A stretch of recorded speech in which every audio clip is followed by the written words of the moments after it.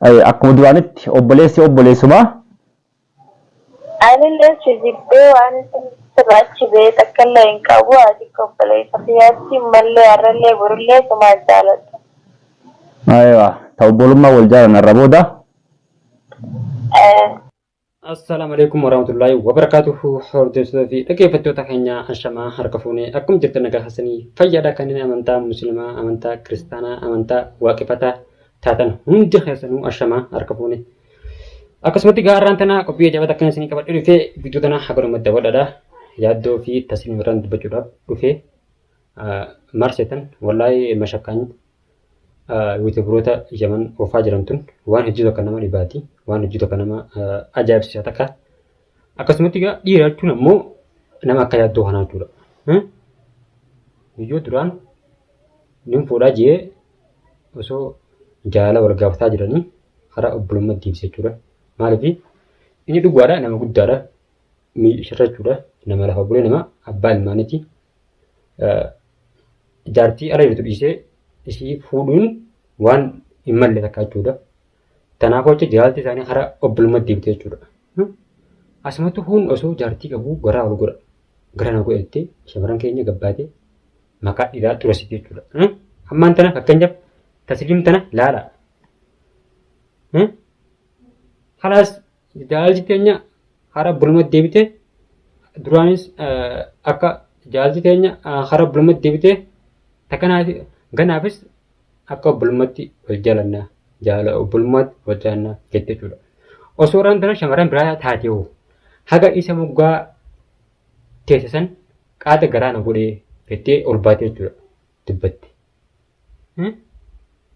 Jechuun ilmoon naamusaa mudattee takkaan tana jara keenya mi'aasumaan karaa yaaddoo isin dabarsaa hamma dhuma qophii dhiyeetti nafaan tura. Fiitee haasa'uu dandeessi. Dhugaa dubbachuudhaaf ana tasliimiin fuudha jee tasliimiin gabbaruun.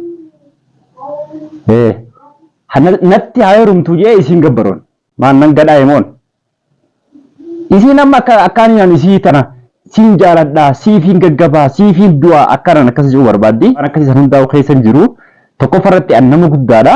Nama guddaa hoggaa jennu namni keenya guddina hin barbaadu. Akkuma beekamu. Ana ammoo nama guddaadha. Nama umriinis ol kute. Umriin kiyya waggaa 27 amma. Isii waggaa 17.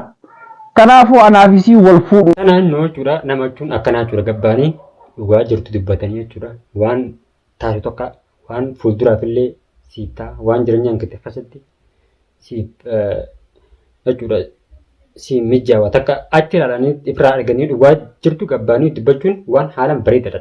Waan haalaan bareedaa takka jedhee yaada. Maaliif dhugaadha namni umrii guddina keessa hin jirtu. Akkasumatti namni dhaatuma bubbuluun waa hedduu arga, waa hedduu barata. Ta'ee ammoo osoo misaali dubartiin sun dubartii biraa taatee tasliim ta'uu baattee gocha hin taane irra haa'uu dandeessi. Akka nama kaan yoo ilaallee baana. Yoo moo kuni kaawyaa sitti hammaatee maal jee hojii biraan si geessa yoo moo kuni bareedaa ta'ee achuma hojjetatta. Isa kanumaan dalagaa. Aywa ana man tana walitti aarree walitti kaanee tasliim na jibbitee na dhiiftee jee waan hin taane haasa'uu hin barbaadu. Akkuma duraanitti obboleessi obboleessuma. Ani illee jibbee waan sirraachi beektu akka illee hin qabu ati obboleessa siyaatti mallee har'allee borillee sumaa jaalatu. Aywa ta'u obbolummaa wal jaalan har'a booda. Waan si rakkisu yoo jiraate natti himadhu.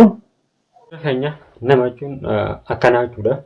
Yoo dura wal jaalannaa wal funajanii yoo kaan waan takka achi ilaalanii ibdirra arganii ibdura ilaalanii bultiin tun taban ta'anii amman tana akka keessattuu yuutuubaroonni Yaman keessa jiru kalaa taanii taan fuudhee taan asumatti jartirratti ammas gubbaan fuudhee taan jartiin jalaa kuttee waltumaa jiran kanatti gochan taane wal hidhanii walitti hojjetaa jiran kana yoo ilaalle amma isaan kun haala kanaan jechuudha wallaahi hedduu takkan itti gammade maashaallah isa lachuu biriin dheeradhaadha. Ta'ee ammoo namni haalaan dinqisiifadhu tasliim wallaahi tasliim nama hedduu miskiinati nama hedduu nagaati. Maaliif yoo ta'an silaa dubartii bira taatee ishiin duraanuu iddaa jirti. kuchan taane fa'aa namarra keessa jechuudha. Wallaahi yoo amma waan qilleensa gubbarra deemaa jira kana yoo ilaalle jechuudha. Akkasumatti yaadduunis jechuudha abbaa ilmaaniiti. Abbaan ilmaanii ta'e immoo haadha manaasaa haadha ilmaanii san ilmaanitti deebise haalaan bareedaadha. Yoo gubbaan fuudhe ammas ilmaan sunillee ni miidhamanii jechuudha. Namni waa hedduu ilaalee irraa arguun hedduu bareedduudha yaaddoo asumaanuu wallaahi jabaadhu siin jaa. Takkanaati egaa hordoftoota fi dhaggeeffattoota keenya shamarran garii jira jechuudha. Wallaahi mashaqqaa YouTuberoota jedhaman kana afaan irraa wallaale wanni hin jiruun wallaale. Asumatti huun akkanaan godha jaa huun akkanaan godha jaa mashaqqaa akkanaa dubbiin isaanii dubbuma dhalaati. Dhalaa malee dubbiin biraan jirtu jira keenya. Kanaafuu jara kanarraa fakkeenya fudhaan siin jaa warreen ammaan tana ololoon taane gochan taane warratti arguu jirtan. Yani hayyee siin jee waqtii jiruun kiyyaas waan biraatti fudhatini. Baay'ee. Bas hedduu takkana shakkisiin keerumaa yuun keerumee nama na bulfatu bas. Aywa sirri jette kana ofirraa arguun kee hedduu akka bareedaadha.